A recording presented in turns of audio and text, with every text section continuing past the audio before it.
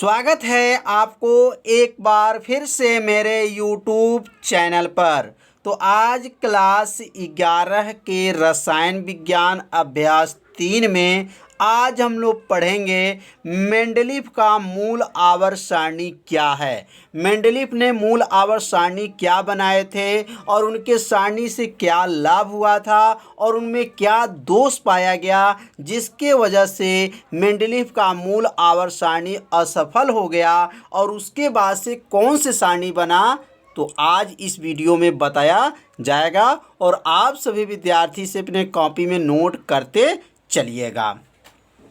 तो इस सिद्धांत के अनुसार मतलब मेंडलीफ के अनुसार इन्होंने बताए थे तत्वों के जब परमाणु भार के जब बढ़ते क्रम पे रखा जाएगा तो एक नियमित अंतर के बाद उनको गुणों में क्या मिलेगा, समानता मिलेगा, जिसे आवृत्तिता कहते हैं। तो यहाँ लिख लेंगे तत्वों के बढ़ते हुए परमाणु भार, इस पे ध्यान देंगे। यह परमाणु भार पर यह सारणी बना हुआ है।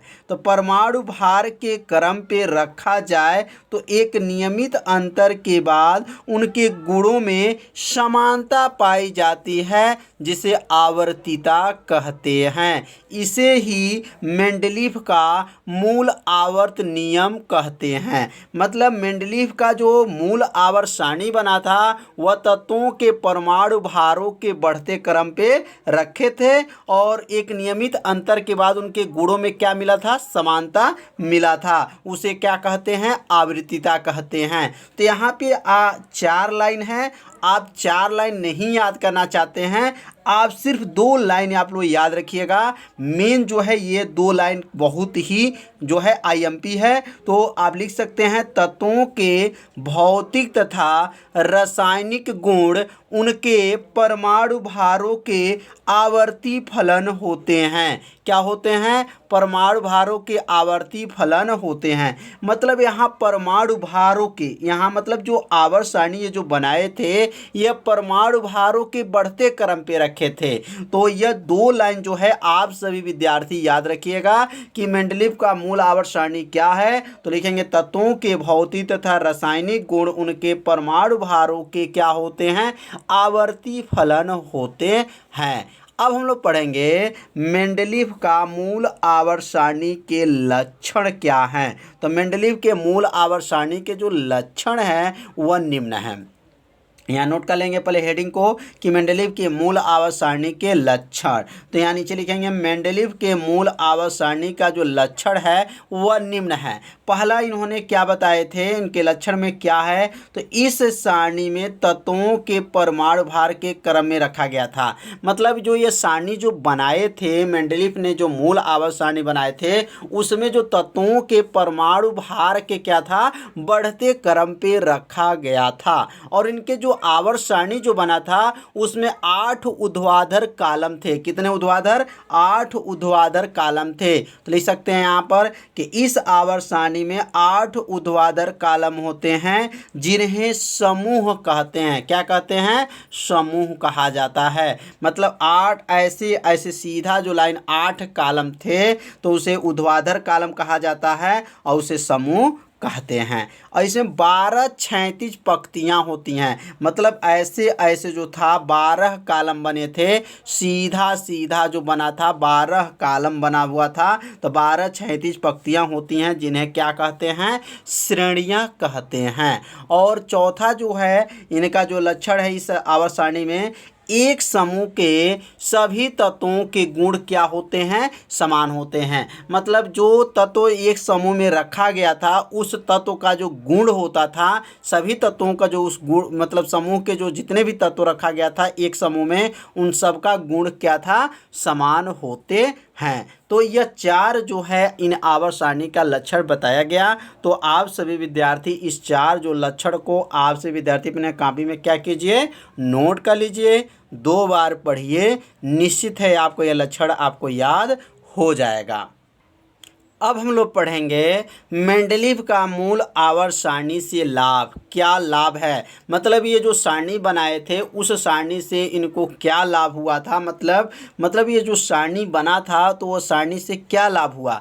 तो इनमें जो लाभ है निम्न है, क्रमशः आपको बताया जाएगा और आप सभी विद्यार्थी से नोट करते चलिएगा। तो मेंडलीव के मूल आवर्त सारणी से लाभ जो है निम्न है।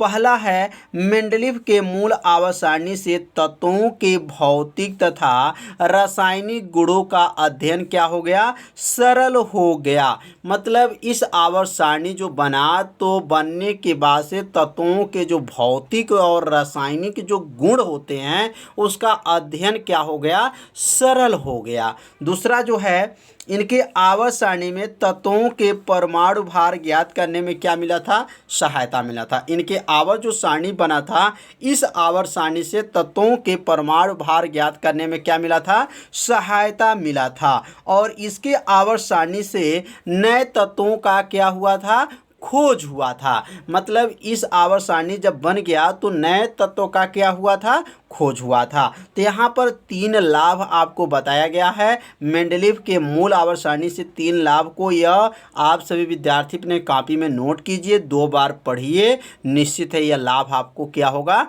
याद हो जाएगा। अब हम लोग पढ़ेंगे मेंडलीव के मूल आवर्त सारणी से दोष क्या है, मतलब इस आवर्त सारणी में दोष क्या पाया गया। तो लिख सकते हैं मेंडलीव के आवर्त सारणी से दोष जो है निम्न है। अब ये पहला दोष क्या है, मतलब इनके आवर्त सारणी में दोष जब पाया गया तो क्या पाया गया, तो इनके आवर्त सारणी में यह दोष पाया गया कि कहीं कहीं जो है परमाणु भारों के जो बढ़ते क्रम में परिवर्तन हो गया। इसका मतलब जो हो गया कि इनके जो परमाणु भार थे आगे पीछे लिख दिए, मतलब जो अधिक वाला था उसको पहले लिख दिए, जो कम वाला था उसको बाद में लिख दिए। तो इसी के वजह से जो है इनके सारणी क्या हो गया, असफल हो गया। तो यहाँ लिख सकते हैं इस आवर्त सारणी में कहीं कहीं परमाणु भारों के बढ़ते हुए क्रम में क्या हो गया, परिवर्तन हो जाता है। जैसे टेलुरियम जो है इसका प्रतीक होता है Te, परमाणु भार 125 है, मतलब Te का जो परमाणु भार 125 है, आयोडीन का परमाणु भार 127 है, लेकिन इनके सारणी में क्या है, टेलुरियम जो है आयोडीन से क्या रख दिया गया, पहले रख दिया गया। तो इनका मतलब आवर्त सारणी जो बनाए थे उसमें थोड़ा सा गलती कर दिए थे। अब ये परमाणु भार 127 वाले को पहले रख दिए थे और 125 वाले को क्या कर दिए थे, बाद में रख दिए थे, इसलिए जो क्रम इनका हुआ था क्या हो गया, गलत हो गया। तो आप सभी विद्यार्थी समझ रहे होंगे कि इनके दोष में क्या, मतलब इनके सारणी में क्या दोष पाया गया। दूसरा इसमें इनका था आर्गन का Ar परमाणु भार 39.9, पोटेशियम के परमाणु भार 39.1 से क्या रखे गया था, पहले रखा गया था। मतलब ये पोटेशियम के परमाणु, तो पोटेशियम का जो परमाणु भार है 39.1 है और आर्गन का परमाणु भार 39.9 है। तो अब इसको पहले रखना चाहिए, लेकिन इनके आवर्त सारणी में जो है आर्गन को पहले रख दिए थे, जो इनके नियम का क्या था, विरुद्ध था, इसलिए यह सारणी क्या हो गया, विफल हो गया, असफल हो गया। अगला दोष जो है, इस आवर्त सारणी में समस्थानिक तथा संभारिक का कोई स्थान नहीं दिया गया था। मतलब समस्थानिक और संभारिक का इस आवर्त सारणी में कोई भी स्थान नहीं था, इसलिए सारणी क्या हो गया, असफल हो गया। अगला लिखेंगे इस आवर्त सारणी में परमाणु क्रमांक का कोई स्पष्ट प्रदर्शित नहीं किया गया था। मतलब इस आवर्त सारणी में जो है परमाणु क्रमांक के बारे में कोई जानकारी नहीं दिया गया था। अनेक तत्वों जैसे अक्रिय गैस, दुर्लभ मृदा तत्व को उचित स्थान नहीं मिल सका। तो यहाँ पे जो है 4 दोष जो बताया गया है, 4 दोष जब मिला तो इस आवर्त सारणी से क्या हो गया, असफल हो गए। उसके बाद से मेंडलीव ने एक और सारणी बनाए और मेंडलीव जो है आवर्त जो सारणी बनाए वह सारणी जो है परमाणु क्रमांक पे बनाए।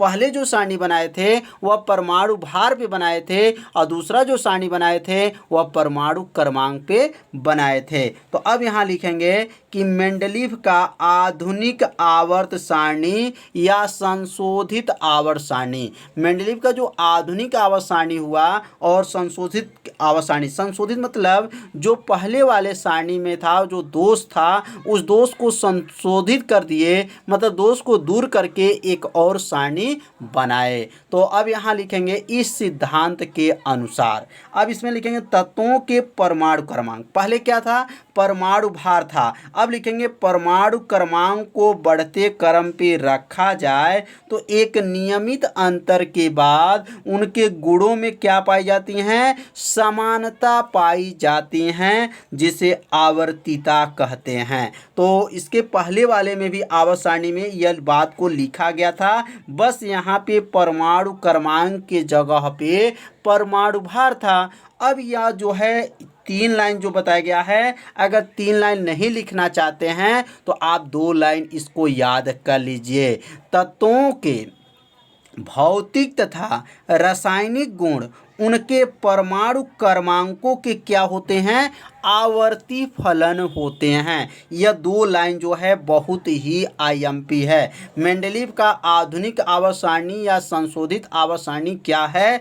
आप यह 2 लाइन अगर लिख दें तो आपको नंबर पूरा मिलेगा। तत्वों के भौतिक तथा रासायनिक गुण उनके परमाणु क्रमांकों, मतलब ये जो सारणी बनाए थे वह तत्वों को किस क्रम पे रखे थे? तो परमाणु क्रमांकों के बढ़ते क्रम पे रखे थे। और पहला जो सारणी बनाए थे मेंडलीव का जो मूल आवर्त सारणी था वह परमाणु भारों के बढ़ते क्रम पे रखे थे। तो यहाँ पे क्या हो जाएगा? परमाणु क्रमांकों के आवर्ती फलन होते हैं। तो यह 2 लाइन जो है आप सभी विद्यार्थी याद कर लीजिए, क्योंकि यह 2 लाइन बहुत ही क्या है? आईएमपी है, इंपॉर्टेंट है। अब हम लोग पढ़ेंगे मेंडलीव के संशोधित आवर्त सारणी या आधुनिक आवर्त सारणी की विशेषताएं या गुण क्या हैं। तो अब ये विशेषताएं गुण को समझेंगे, उसके बाद से मेंडलीव के आधुनिक आवर्त सारणी जो है उसके लक्षण क्या होते हैं। अभी पहले गुण को समझ लें, उसके बाद से लक्षण के बारे में समझेंगे। तो पहला लिखेंगे इस आवर्त सारणी में तत्वों के भौतिक तथा रासायनिक गुणों का अध्ययन क्या हो गया था? सरल हो गया था। मतलब मेंडलीव का जो मूल आवर्त सारणी था उसमें भी जो था भौतिक तथा रासायनिक गुण का अध्ययन क्या हो गया था? सरल हो गया था। और इसमें भी जो है मेंडलीव के मूल आवर्त सारणी में और संशोधित आवर्त सारणी में दोनों में क्या है? भौतिक तथा रासायनिक गुणों का अध्ययन क्या हो गया? सरल हो गया। दूसरा जो है इसका जो लाभ है, गुण है, इस आवर्त सारणी में परमाणु क्रमांक ज्ञात करने में क्या मिला था? सहायता मिला था। मतलब इस आवर्त सारणी में जो है परमाणु क्रमांक ज्ञात करने में क्या मिला था? सहायता मिला था। तीसरा लिखेंगे प्रत्येक वर्ग के तत्वों में, प्रत्येक जो वर्ग है वर्ग के तत्वों में परमाणु क्रमांक में वृद्धि के साथ ऊपर से नीचे की ओर तत्वों में क्रमित परिवर्तन पाए जाते हैं जो निम्न हैं।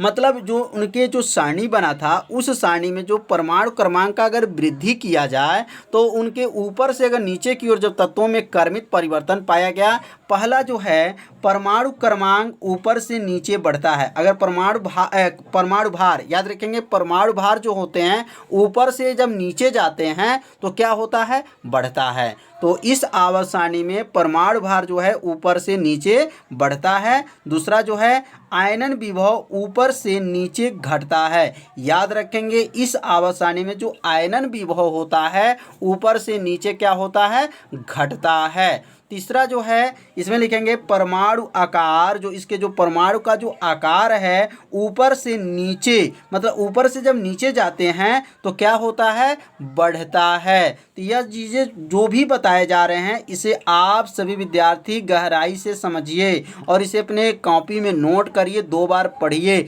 निश्चित है आपको क्या हो जाएगा? याद हो जाएगा। अब अगला जो है विद्युत ऋणात्मकता, ऊपर से नीचे अगर जाते हैं तो क्या होता है? घटता है। मतलब विद्युत जो ऋणात्मकता होता है वह ऊपर से क्या होता है? नीचे घटता है। विद्युत धनात्मकता जो होता है ऊपर से नीचे, मतलब ऊपर से जब नीचे जाते हैं वह बढ़ता है। और अगला जो है इलेक्ट्रॉन बंधुता ऊपर से नीचे घटता है। मतलब इसका इलेक्ट्रॉन जो बंधुता होता है वह ऊपर से अब नीचे जब जाते हैं तो क्या होता है? घटता है। और सातवां जो है धात्विक गुण ऊपर से नीचे बढ़ता है। जो धात्विक गुण होता है वह नीचे से क्या होता है, ऊपर से नीचे जब जाते हैं तो क्या होता है, बढ़ता है। अगला जो है धातुओं के अपचायक क्षमता ऊपर से नीचे जो है बढ़ता है। तो यह जो है 8 जो है आपका गुण जो इसमें जो बताया गया है, इसे आप सभी विद्यार्थी नोट कर लीजिए, इसे याद कर लीजिए। अब यह आयनन विभव क्या होता है, परमाणु आकार क्या होता है, विद्युत ऋणात्मकता क्या होता है, विद्युत धनात्मकता क्या है, सबका एक वीडियो बनाया जाएगा, सबका ये परिभाषा को बताया जाएगा। तो जो यह जो है सारणी जब भी ख़त्म हो जाएगा तो ये सबका जो है परिभाषा को बना करके वीडियो अपलोड कर दिया जाएगा। यदि आप नहीं जानते इलेक्ट्रॉन बंधुता क्या है और यहाँ पे विद्युत धनात्मकता क्या है तो उसका वीडियो बनाया जाएगा और उसमें वीडियो को अपलोड कर देंगे, जिससे आपको अच्छे से समझ में आ जाएगा। तो आज का वीडियो कैसा था आप सभी विद्यार्थी जरूर कमेंट कीजिए, वीडियो को लाइक कीजिए, चैनल पर पहली बार आए होंगे तो चैनल को सब्सक्राइब जरूर कर लीजिए। तो आज का पढ़ाई जो है इतना ही रहेगा। कल हम लोग जो पढ़ेंगे मेंडलीव के